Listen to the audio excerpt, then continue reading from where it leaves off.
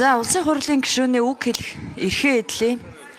Монгол ардын намынхаа 68 суудал авсан парламентын эрх барих хүчин та нарын энэ намын даргын хэрүүлээс чинь болоод энэ улс орон бүр сөхөрлөө.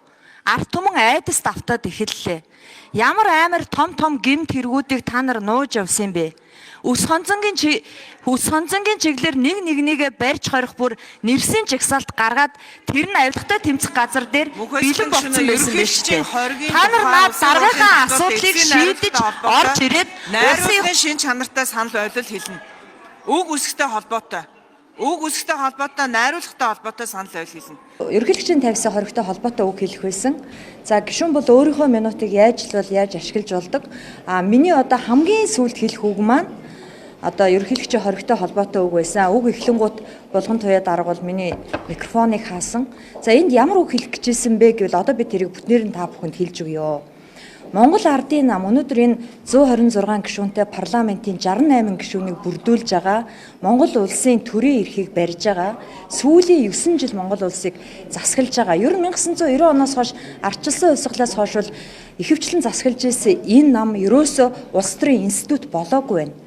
Энэ нам сандал ширээний булаацалдаан болохоор хин нэгнийгээ барьж авч хордгийм байна.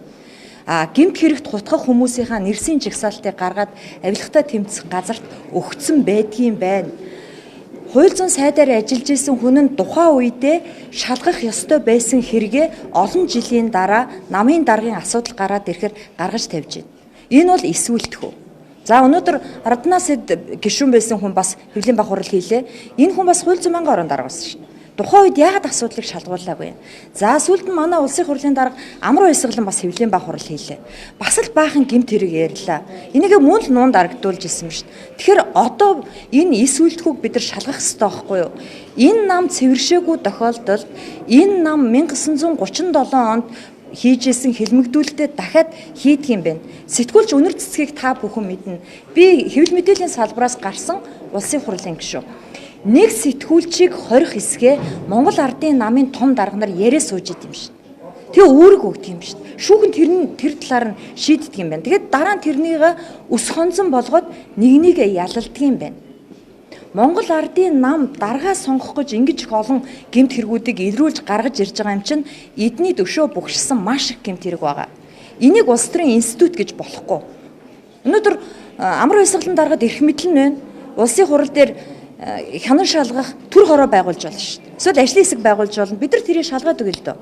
Хэрвээ ингэж чадахгүй бол улсын хурал өөрөө тарах хэрэгтэй. Би тийм саналыг гаргана гэж бодож байна. Ийм их хурал байгаад яах юм? Ийм үс хонцонтой хин нэгнийгээ захиалгаар дарга болохгүй гэдгээр гаргаж ирж ялалдаг. Авилгатай тэмцэх газрыг гар хөлийнхөө үзүүрээр хөдлөгдөг. Шүүхээс тэр хүссэн ялыг нөгдөг. Хууль биш хүн засгалдаг. Энэ намын бузруулаа гараад ирлээ шүү. Тэгэхээр өнөөдөр Монголын нийгэм сүүлийн 9 жил ийм намаар удирдуулж шүү. Бид нар тэгээ цаашаа энэ 3 жил энийг хүлээх үү, дэвчих үү? Би лав ийм юмыг дэвчихгүй гэж би энэ олгонтой тэмцэх тийм л мөрөөдөлтөөр энэ улсын хурлын гишүүн болсон. Тийм учраас үнэхээр гутарч байгаа байхгүй юу? Одоо та нар хараарай. 2027 онд ерөнхийлөгчийн сонгуульд нэр дэвших магадлалтай ардчилсан намын 50-с дээш насныхныг бүгдэн дээр нь эрүүгийн хэрэг үүсгэн гэд. Эхнээсээ их хурл руу оруулна гэд бөөн дөөлөн шууган болж шít. Надад тэр барьж хорих, шалгах 20 хүний нэрс гаргасан гэдэг бол аимшигтай санагдсан. Энэ нам яасан комментээр нь өгчлээс салтгүй нам бэ? Монголын ард түмнийг үеийн үед цус нулимсанд нь ингэж хутгачих хэвээр юм уу? 37 он одоо буцаад сэрэх гэж байгаа юм уу? Тийм учраас энэ нам эсвэл өөрөөсөө татан бүгд эсвэл энэ улсын хурал тараад дахиад эхнээс нь тоглоомын дүрмээ эхлэе. Тэгэл энийг бүгдээрээ сайд байсан хүн нь ерөнхий сайд байсан, улсын хурлын гишүүн байсан, хууль зүйн байнгын хорооны дарга байсан хүмүүс нь хээвнэг гаргаж ирээл ярьдаг. Тэрийг хадгалж байгаа л өс хонцонгийн сэтлэр хийдэг. Энэ их хурал ч одоо их хурал биш боллоо. Тэр би энэ үгийг хэлэх гэжсэн юм. Харамсалтай нь хэлүүлсэнгүй. За ийм л байна.